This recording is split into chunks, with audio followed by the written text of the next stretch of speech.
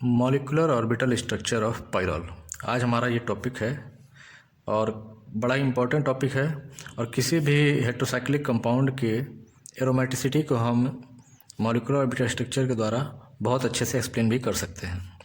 जैसे हम अगर पायरॉल के स्ट्रक्चर को ध्यान दें तो पायरॉल का स्ट्रक्चर होता है कुछ इस तरह से।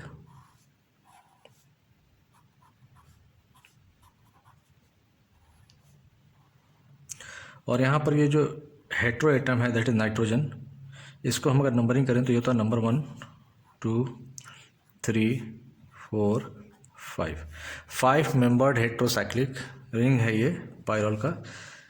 तो पोजीशन नंबर 2 और 5 एक जैसे हैं और पोजीशन नंबर 3 और 4 एक जैसे हैं। तो अगर हम देखें यहाँ पर कि पायरॉल रिंग में जो ये 5 एटम्स हैं जिसमें से 4 एटम्स कार्बन के हैं और एक एटम नाइट्रोजन का है जो कि रिंग में शामिल हैं, और ये सभी के सभी sp2 हाइब्रिडाइज्ड हैं। चाहे अगर हम नाइट्रोजन की बात करें तो नाइट्रोजन का यहाँ पर हाइब्रिडाइजेशन sp2 है, या हम इस कार्बन की बात करें ये भी sp2 हाइब्रिडाइज्ड कार्बन है। कार्बन नंबर 3 की बात करें ये भी sp2 हाइब्रिडाइज्ड कार्बन है। कार्बन नंबर 4 की बात करें ये भी sp2 हाइब्रिडाइज्ड कार्बन है। और कार्बन नंबर 5 की बात करें ये भी sp2 हाइब्रिडाइज्ड कार्बन है। ठीक है, तो चूँकि पांचों एटम का जो हाइब्रिड स्टेट है वो sp2 है, तो ये बता रहा है कि जो मॉलिक्यूल है वो कैसा है, प्लेनर मॉलिक्यूल है। मॉलिक्यूल जो है वो कैसा है, प्लेनर मॉलिक्यूल है। और प्लेनर मॉलिक्यूल के साथ साथ जो कंडीशन है एरोमेटिसिटी की वो क्या है कि मॉलिक्यूल के पास 4n+2 पाई इलेक्ट्रॉन्स, या इसी को बोल सकते हैं डीलोकलाइज्ड इलेक्ट्रॉन्स होने चाहिए। ठीक है, दैट मीन्स हकल्स रूल है एरोमेटिसिटी के लिए कि molecule should be planar. Molecule should be planar means atoms involve in ring formation should have sp2 hybridization. इनका जो हाइब्रिड स्टेट है वो क्या होना चाहिए, sp2 होना चाहिए। और अगर इन सभी का हाइब्रिड स्टेट sp2 है, इसका मतलब मॉलिक्यूल कैसा है, प्लेनर मॉलिक्यूल है। जितने भी एटम्स यहाँ पर दिख रहे हैं वे सारे के सारे कार्बन, हाइड्रोजन, नाइट्रोजन सभी के सभी कहाँ पर हैं, ऑन द प्लेन हैं। और दूसरी कंडीशन है कि इनके पास 4n+2 पाई इलेक्ट्रॉन होना चाहिए। तो इसके पास है 6 पाई इलेक्ट्रॉन या 6 डीलोकलाइज्ड इलेक्ट्रॉन्स है। 2 पाई इलेक्ट्रॉन यहाँ पर, 2 पाई इलेक्ट्रॉन यहाँ पर, और 2 इलेक्ट्रॉन यहाँ लोन पेयर में है। तो टोटल 6 डीलोकलाइज्ड इलेक्ट्रॉन्स यहाँ पर हो जाते हैं। ठीक है, जो कि Huckel's 4n+2 rule of aromaticity जो है उसको फॉलो करता है। तो हम कह सकते हैं on the basis of Huckel's 4n+2 pi electron rule pyrrole is a aromatic compound. ठीक है, तो इसको हम थोड़ा सा डिस्क्राइब करते हैं, एक्सप्लेन करते हैं कि कैसे है यहाँ पर। तो सबसे पहले हम देखते हैं कार्बन नंबर 3 और 4 को देखते हैं। कार्बन नंबर 3 और 4 को, तो कार्बन का सबसे पहले हम इलेक्ट्रॉनिक कॉन्फ़िगरेशन लिखेंगे 1s2 2s2 2p2। ठीक है, और यहाँ पर बॉन्ड फॉर्मेशन में जो ऑर्बिटल्स इन्वॉल्व होंगे वो कौन से होंगे, 2s और 2p के ऑर्बिटल्स होंगे जो कि बॉन्ड फॉर्मेशन में इन्वॉल्व होंगे, 2s और 2p। 2s में 2 इलेक्ट्रॉन है और 2p में भी 2 इलेक्ट्रॉन है। तो ये इलेक्ट्रॉन की फिलिंग हो गई। तो किसके लिए हो गया, कार्बन जो है कौन सा, 3 और 4 की हम बात कर रहे हैं अभी, क्योंकि ये दोनों कार्बन नंबर 3 और 4 जो है वो एक जैसे हैं। तो कार्बन नंबर 3 और 4 की बात करते हैं अगर, तो इन दोनों ही केस में क्या होता है, अगर हम ध्यान से देखें इसको, तो यहाँ पर कार्बन नंबर, अगर सपोज दैट हमने इसको 3 को लिया, तो यहाँ पर ये जो कार्बन है वो कितने एटम से डायरेक्टली लिंक्ड है। तो हम देखते हैं इस, ये डायरेक्टली कोवेलेंट बॉन्ड से इस कार्बन से जुड़ा है, डायरेक्टली इस कार्बन से जुड़ा है, और डायरेक्टली जुड़ा है किससे, हाइड्रोजन से। सभी के पास एक एक हाइड्रोजन भी है। तो इसका मतलब हो गया कि एक जो कार्बन है वो 3 एटम से डायरेक्टली लिंक्ड है, 2 कार्बन और 1 हाइड्रोजन से। ठीक है, 3 एटम्स से इसकी बॉन्डिंग हो रही है।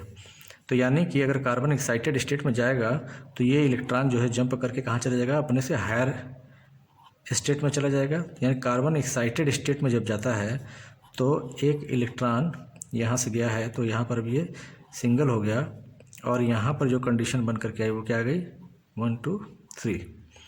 और हमने देखा कि कार्बन जो है 3 एटम्स से कोवेलेंट बॉन्ड बना के जुड़ रहा है, तो टोटल हाइब्रिड ऑर्बिटल इसको कितने बनाने पड़ेंगे, 3 ऑर्बिटल्स हैं जो ओवरलैपिंग में पार्टिसिपेट करेंगे। ठीक है, तो कितने एटॉमिक ऑर्बिटल्स हाइब्रिडाइजेशन में पार्टिसिपेट करेंगे वो डिपेंड करता है कि कितने एटम से ये डायरेक्टली लिंक हो रहा है। तो 3 एटम से डायरेक्टली लिंक्ड है, तो इसका मतलब इसको 3 ऑर्बिटल्स की नीड है हाइब्रिडाइजेशन करने के लिए। ठीक है, चौथा अनहाइब्रिडाइज्ड रह जाएगा। ये जो ऑर्बिटल कैसा रह गया, unhybridised p atomic orbital, unhybridised p atomic orbital. और ये तीनों कैसे हो गए, मिल के बना लेंगे क्या, 3sp2 हाइब्रिड ऑर्बिटल्स। ठीक है, तो 3sp2 हाइब्रिड ऑर्बिटल्स हो गया, और एक कैसा हो गया, अनहाइब्रिडाइज्ड p एटॉमिक ऑर्बिटल हो गया। और इन्हीं हाइब्रिड ऑर्बिटल की सहायता से क्या होगा, ये एक कार्बन से ओवरलैप करेगा। ठीक है, यानी कि इस कार्बन के एक इलेक्ट्रॉन के साथ क्या हो गया, इस कार्बन का एक हाइब्रिड स्टेट, यानी कि इस कार्बन के 3 हाइब्रिड ऑर्बिटल्स हैं, इस पर है एक इस पर है और एक इस पर है।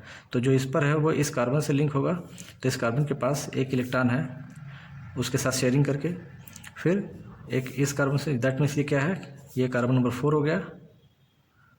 ठीक है, अगर हमने मान लिया कि ये कार्बन नंबर 3 है तो ये कार्बन नंबर क्या हो जाएगा, 4 हो जाएगा। और अगर हमने कहा कि कार्बन नंबर 4 है तो ये कार्बन नंबर 3 हो जाएगा।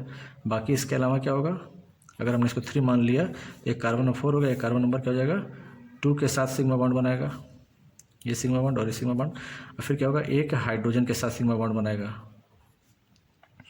तो कुल 3 सिग्मा बॉन्ड बन गए, एक अनहाइब्रिडाइज्ड बच गया।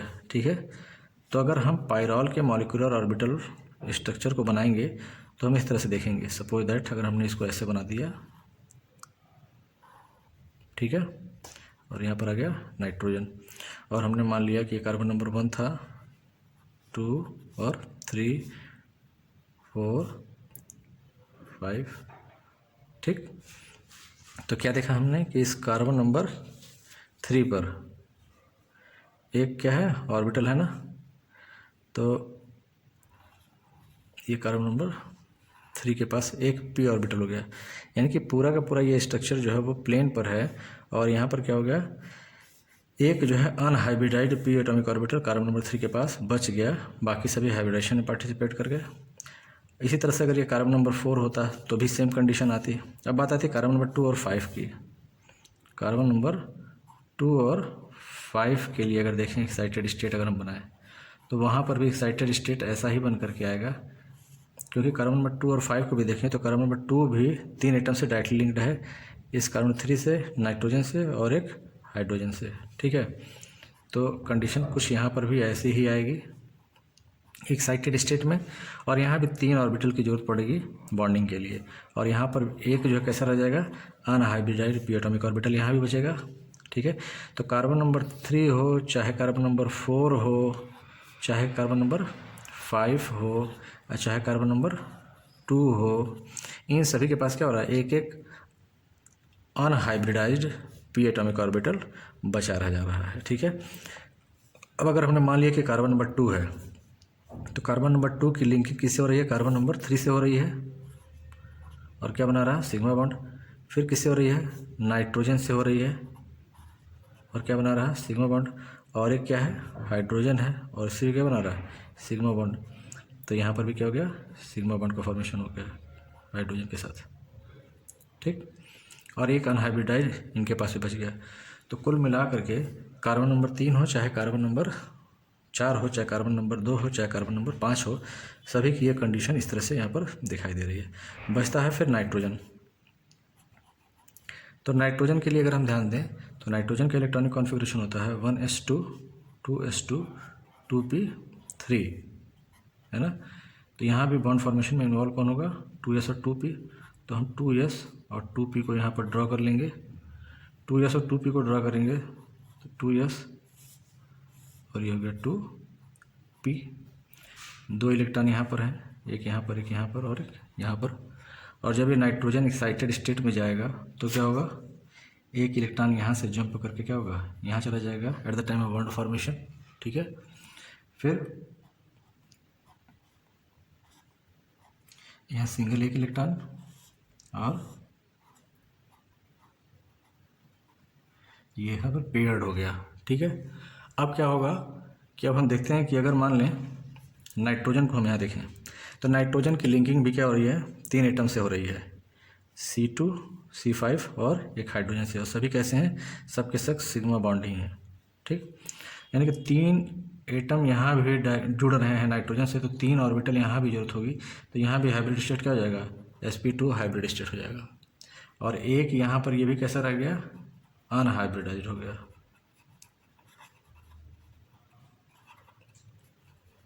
अनहाइब्रिडाइज्ड। ठीक है, तो अब इसकी लिंकिंग कर दें, ये कार्बन नंबर 2 से और एक कार्बन नंबर 5 से। ठीक है, क्या बना रहा है, सिग्मा बॉन्ड, ये भी क्या है, सिग्मा बॉन्ड। और एक किससे लिंकिंग हो रही है, हाइड्रोजन के साथ में सिग्मा बॉन्ड। ठीक, और इसके पास क्या रहा, एक अनहाइब्रिडाइज्ड इसके पास भी बच रहा है। और जब एक अनहाइब्रिडाइज्ड इसके पास भी बच रहा है तो उसमें कितने इलेक्ट्रॉन हैं, 2। बाकी सभी में कितने इलेक्ट्रॉन हैं, एक इलेक्ट्रॉन इसमें है, एक इलेक्ट्रॉन इसमें है, एक इलेक्ट्रॉन इसमें है, एक इलेक्ट्रॉन इसमें है। अनहाइब्रिडाइज्ड p एटॉमिक ऑर्बिटल जो सभी के हैं एक एक इलेक्ट्रॉन कंटेन कर रहे हैं। लेकिन नाइट्रोजन के पास अनहाइब्रिडाइज्ड p एटॉमिक ऑर्बिटल में कितने इलेक्ट्रॉन हैं, 2 इलेक्ट्रॉन हैं। ठीक है, unhybridised p atomic orbital nitrogen का जो है कितने इलेक्ट्रॉन कंटेन कर रहा है, 2 इलेक्ट्रॉन। तो टोटल जो इलेक्ट्रॉन्स हो गए अनहाइब्रिडाइज्ड p एटॉमिक ऑर्बिटल में कितने हो गए, 1 2 3 4 5 6। तो 6 इलेक्ट्रॉन्स हैं यहाँ पर डीलोकलाइज्ड हैं और ये रेजोनेंस में पार्टिसिपेट करेंगे। ठीक है, तो ये पाई बॉन्डिंग कर लेगा और यहाँ पर ये पाई बॉन्डिंग कर लेगा। ठीक है, और फिर क्या होगा, ये जो पाई इलेक्ट्रॉन है, ये सभी पाई इलेक्ट्रॉन नाइट्रोजन के इस लोन पेयर के साथ रेजोनेंस में पार्टिसिपेट करते हैं। ठीक है, तो ये सारे जो भी पाई इलेक्ट्रॉन यानी कि ये इसके साथ रेजोनेंस में पार्टिसिपेट करेगा। ठीक है, और ये इसके साथ रेजोनेंस में पार्टिसिपेट करेगा, ये इसके साथ करेगा, ये इसके साथ करेगा, ये इसके साथ करेगा और ये इसके साथ करेगा। तो इस तरह से कंडीशन बनती है। तो इस डायग्राम को फिर से एक बार हम बनाते हैं। ठीक है, ध्यान से देखें, अब इस बार हम सीधा ही बनाते हैं जैसे यहाँ पर बनाया है। हमने क्या देखा कि सभी के पास एक एक अनहाइब्रिडाइज्ड p एटॉमिक ऑर्बिटल बच रहा है। सभी के पास एक एक जो है अनहाइब्रिडाइज्ड p एटॉमिक ऑर्बिटल बच रहा है। और सभी में इसमें एक इलेक्ट्रॉन है, एक इलेक्ट्रॉन इसमें है, एक इलेक्ट्रॉन इसमें है, एक इलेक्ट्रॉन इसमें है और इसमें 2 इलेक्ट्रॉन है ना, जो कि लोन पेयर की तरह से यहाँ पर है। ठीक है, अब क्या हो रहा है कि सभी के ऊपरी लोब जो है क्या कर रहे हैं, रेजोनेंस में पार्टिसिपेट कर रहे हैं। सभी के ऊपरी लोब्स रेजोनेंस में पार्टिसिपेट कर रहे हैं, ये यूँ। ठीक है, सभी के ऊपरी लोब्स रेजोनेंस में पार्टिसिपेट कर गए।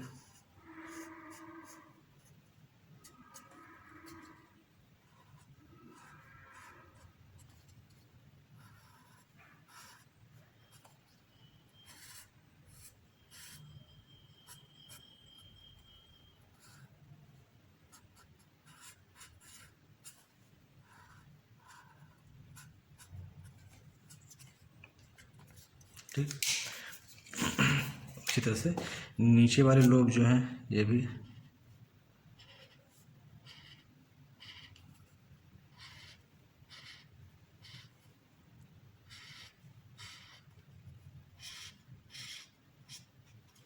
ठीक है। तो इस तरह से यानी कि मॉलिक्यूलर ऑर्बिटल डायग्राम बन जाएगा पायरोल के लिए। This is the molecular orbital structure of pyrrole, molecular orbital structure of pyrrole. ठीक है, तो ये इसका डिस्क्रिप्शन हो जाता है। तो अगर हमें लिखना होगा तो क्या लिखेंगे, इसको एक बार सुन लेते हैं कि the hybrid state of each carbon and nitrogen in pyrrole molecule is sp2। Out of 3 sp2 hybrid orbitals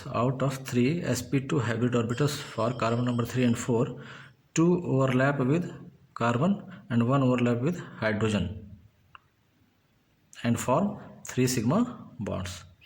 इसी तरह से in case of C2 and C5, 1 hybrid orbital overlap with carbon, another with nitrogen, or third one with hydrogen and form 3 sigma bond. Out of 3 sp2 hybrid orbitals of nitrogen, 2 overlap with neighbor carbon and 1 with hydrogen and form 3 sigma bonds. One unpaired electron present in pz orbital of each carbon and electron pair present in pz atomic orbital of nitrogen remain delocalized. Therefore, the total number of delocalized electrons in pyrrole molecule is 6 and it behave as aromatic molecule on the basis of Huckel 4n+2 rule of aromaticity. क्योंकि पूरा का पूरा molecule कैसा हो गया, planar हो गया और उसके पास 4n+2 पाई इलेक्ट्रॉन भी जा रहा है. ठीक है, ये कंडीशन है हकल्स रूल के अकॉर्डिंग एरोमेटिसिटी के लिए. तो ये सारी चीज़ें पायरल जो है शो कर रहा है. तो ये इतनी चीज़ें हो जाती हैं. तो अगर हमारे एग्जाम में कभी आता है discuss the aromaticity of pyrrole, तो आप यहाँ से ये चीज़ें बता सकते हैं कि पायरॉल कैसे एरोमेटिक है, सभी के पास कैसे 6 डिलोक्लाइड इलेक्ट्रॉन्स हो रहे हैं, हम विद द हेल्प ऑफ इसके बता सकते हैं. और ये स्ट्रक्चर हम ड्रा कर देंगे अगर मॉलिक्यूलर ऑर्बिटल स्ट्रक्चर पूछता है. ठीक है, तो ये काफ़ी इंटरेस्टिंग टॉपिक भी है और इसी तरह से सभी में मिलेगा. पायरॉल के बाद हम फ्यूरान, थायोफिन, पेरिडीन भी पढ़ेंगे, तो सेम कॉन्सेप्ट वहाँ पर भी लगेगा. तो इसको यहाँ पर अच्छी तरह से समझ लीजिए और इसी के बेस पर वहाँ पर हम फिर डिस्कस करेंगे तो अच्छी तरह समझ में आ जाएगा. इसको नोट कर लीजिए.